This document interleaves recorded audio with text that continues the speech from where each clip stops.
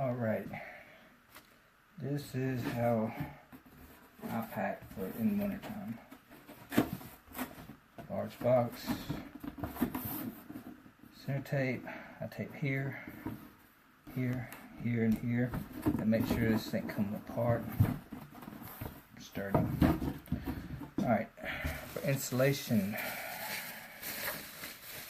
bubble wrap, Walmart stuff. Works good. You got flat side and you got the dimple side, the bubbles are. And basically, come on, cooperate. You want it to run down, across, and up to the flaps on at least one side.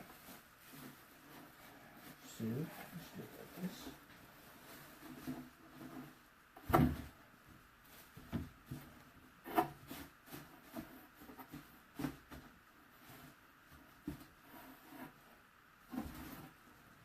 Okay. Now, the two sides.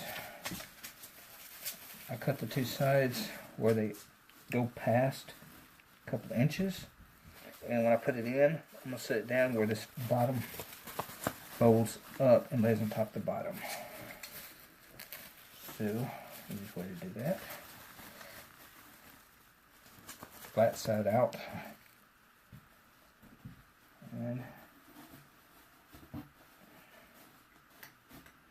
set it in.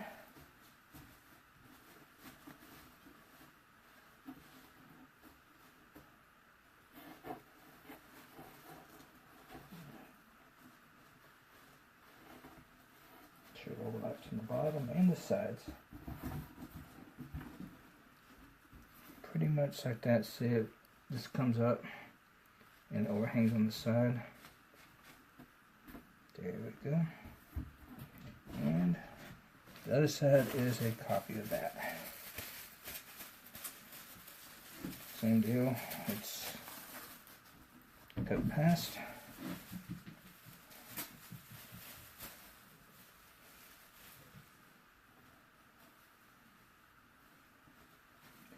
And make sure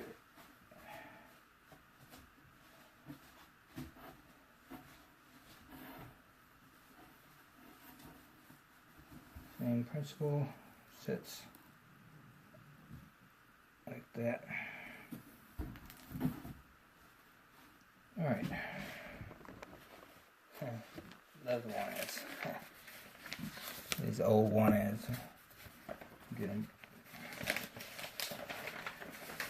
Got a hookup on them. Kind of. I just don't want to take the old ones home back, I guess. Ones don't sell. This is cool. Easiest way to do that, put it in center, because it is just this. So,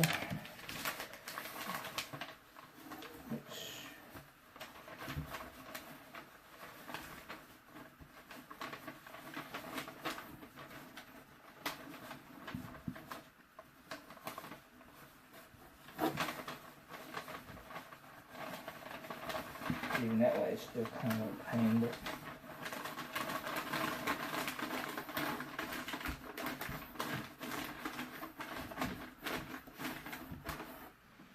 okay, pretty much, there you go. Comes up the walls on all sides.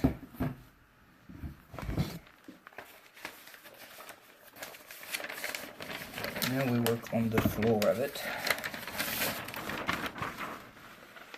And the trick to getting the most of this,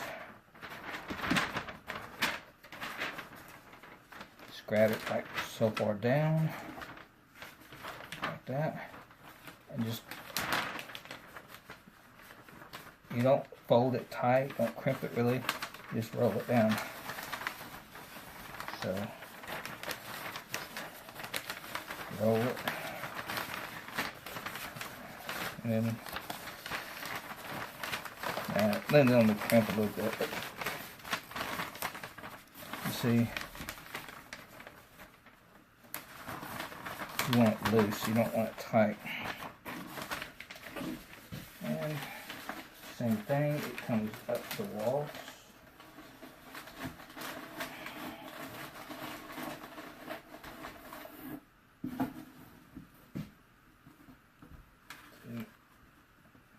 The walls there. And we'll do 2 more for the floor. I like to leave these a little wide, you know, something about 4 inches.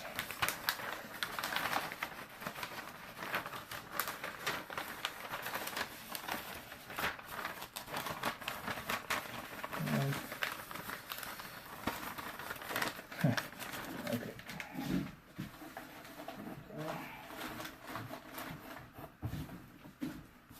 First one here, second one there, and then I'll come back across to the middle up there.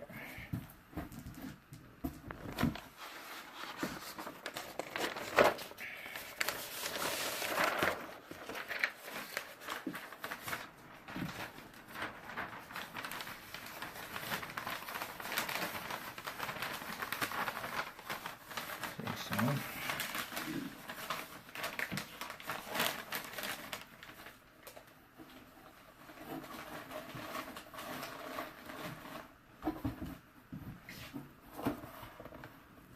First, second, third. See how they come up the walls?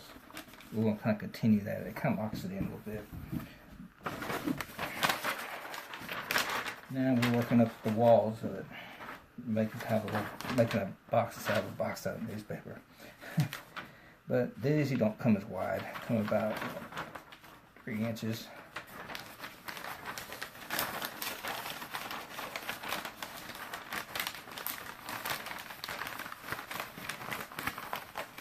And I find that the back, the last part goes over. I'm gonna put that toward the back, so it's a little narrower. These are gonna go up on the wall, but it's the same principle. You're gonna come on one wall. Don't really matter which one you start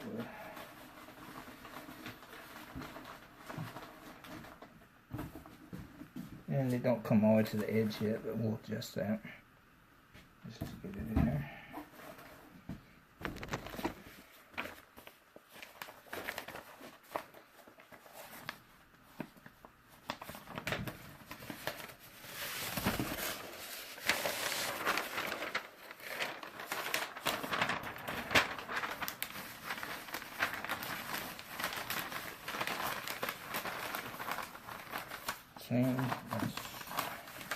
This comes on this back wall here.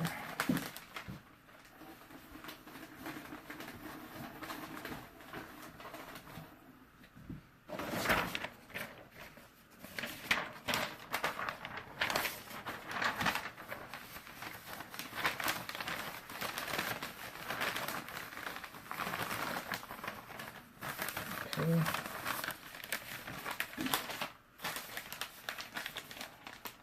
This goes on this wall.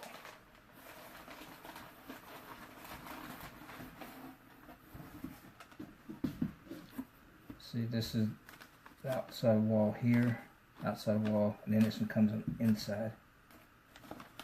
And then when we put this one in, we'll push it further out. And yes, it does cut some of the space out inside of it, but I think that's the purpose of it, kind of. That's why it has this insulation bit. Newspaper is a real good insulator. And plus the bubble wrap. That's the main purpose of the bubble wrap. Let's see when I'm finishing it. Because I'm going to heat pack in there. Okay, so then set this wall.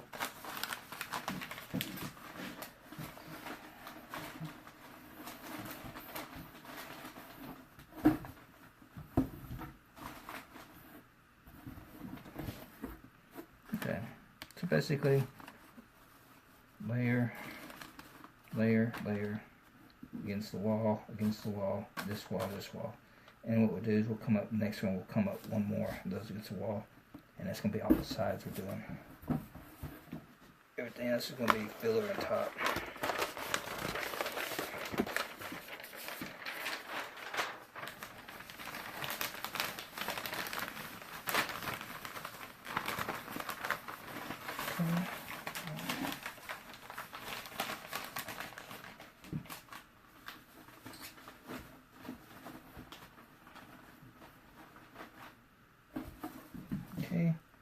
So basically I just come up one.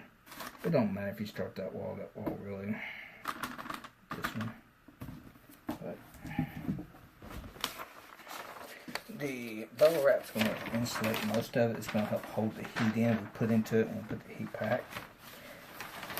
The heat pack, 72-hour heat pack, it will get up to like 115 degrees for a short amount of time and lower it down. I don't really want top of the insects. I want to keep this box where, you know, at least 72, 73, and a little higher. I don't really need it 110 degrees. But I wanted the heat pack to be able to heat the air in there faster than it can get cold in there. You know, it's like an air exchange.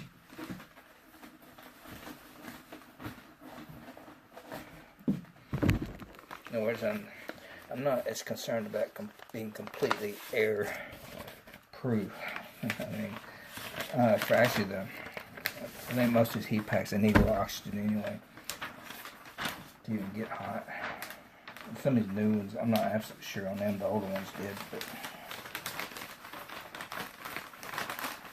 okay.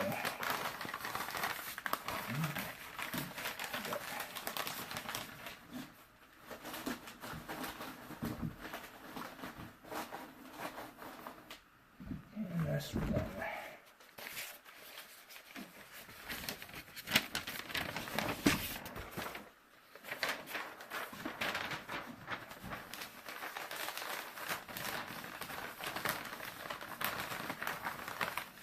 Okay, last one.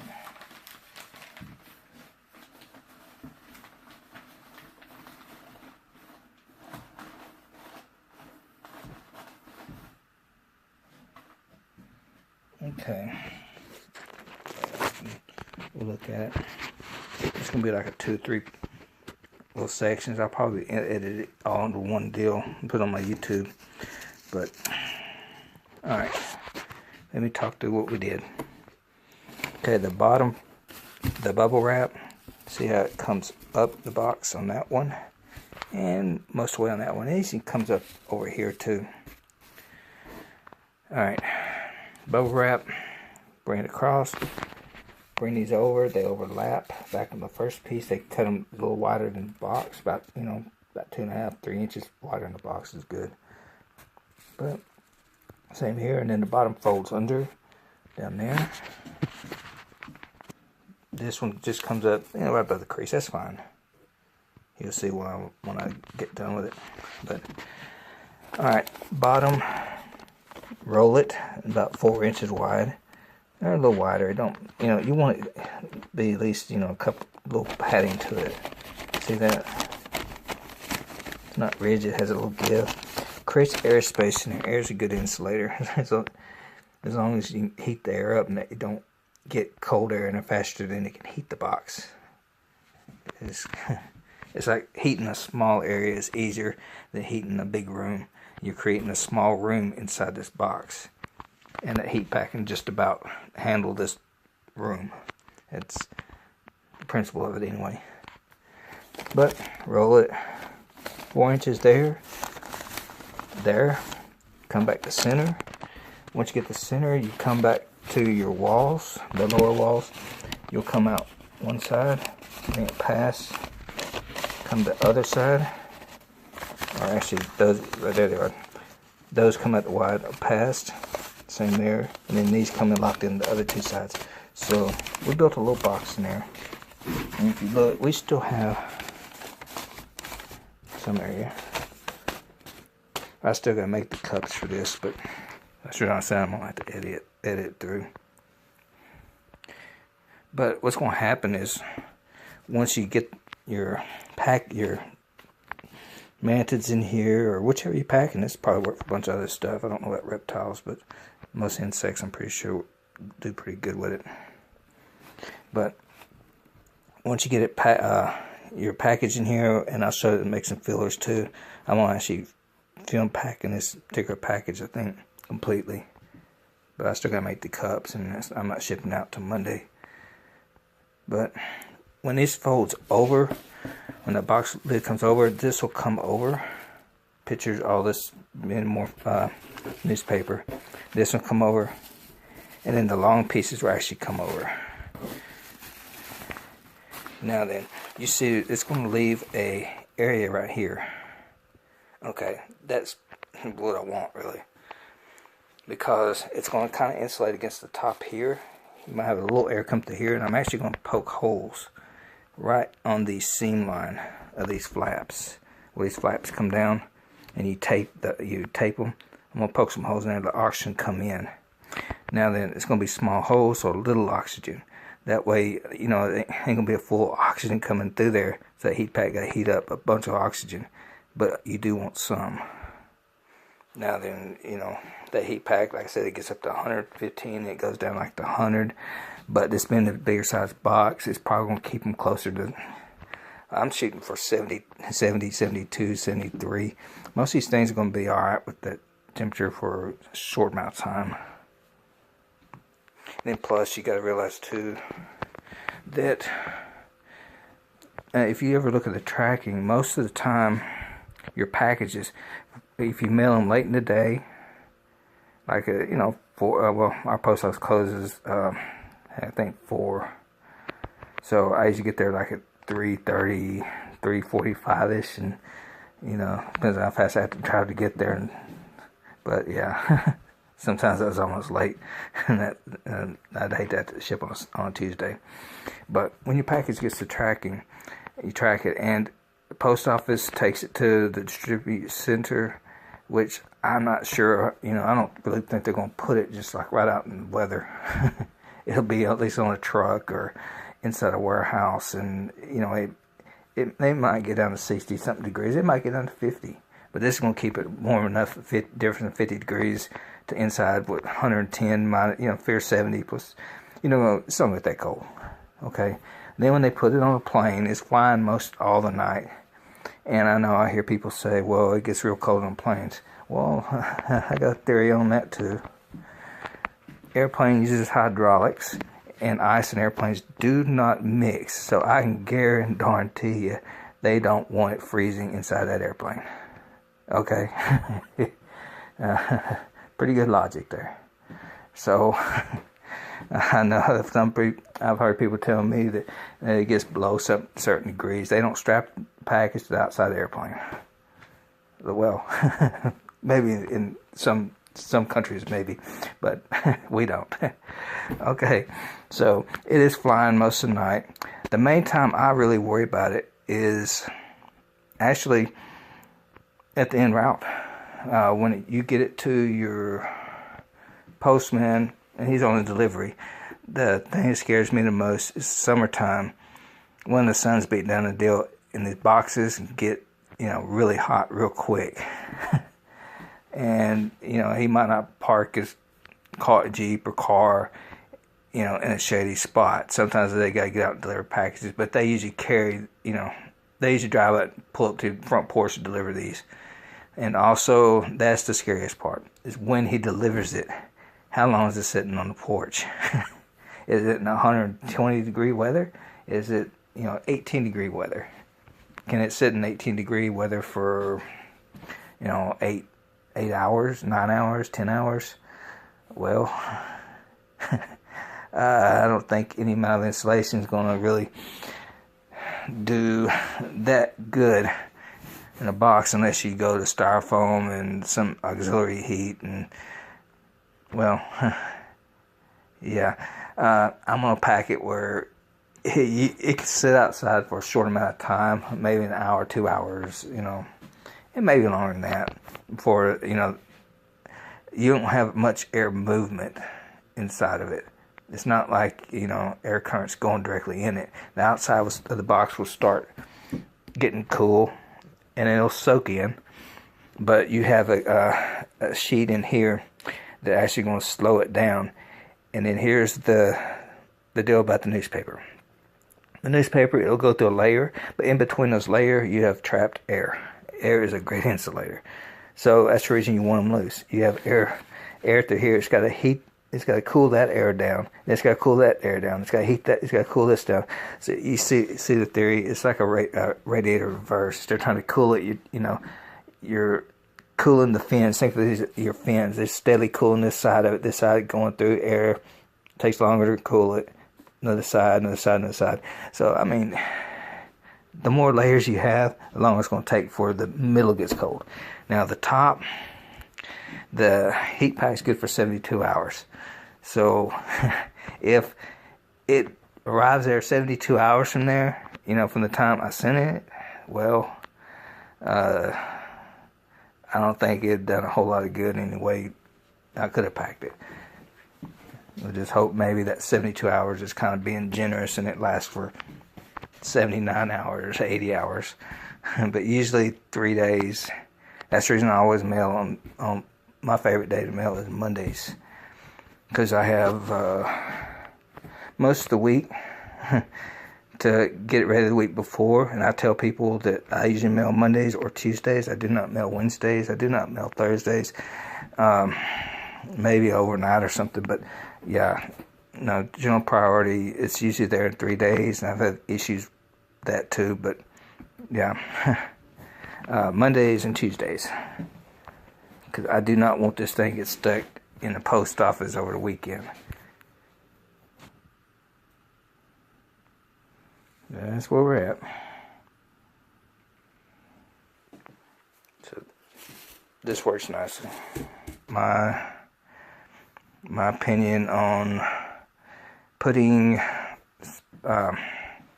special care fragile on the box,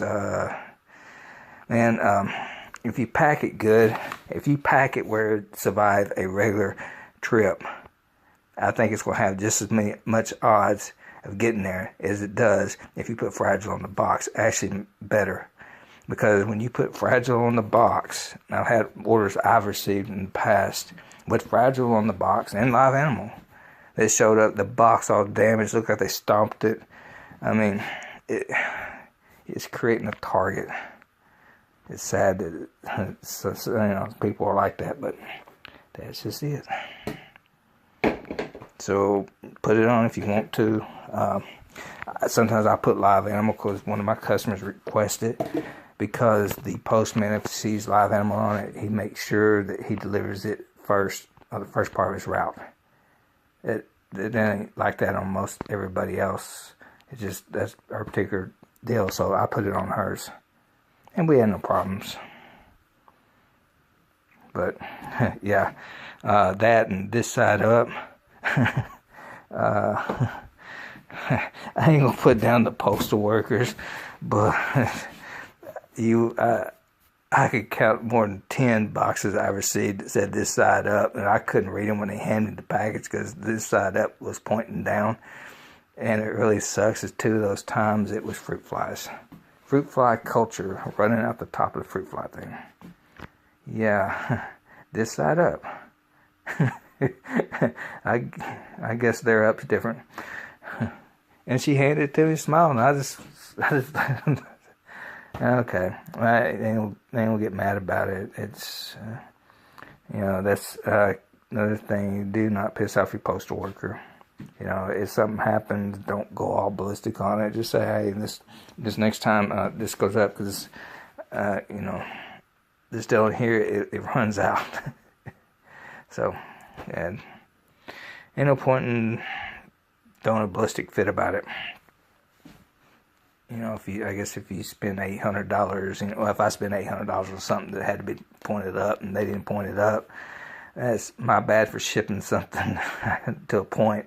But then again, yeah, I would definitely be talking to Postmaster General and and someone above him to get some money back or something. I don't know.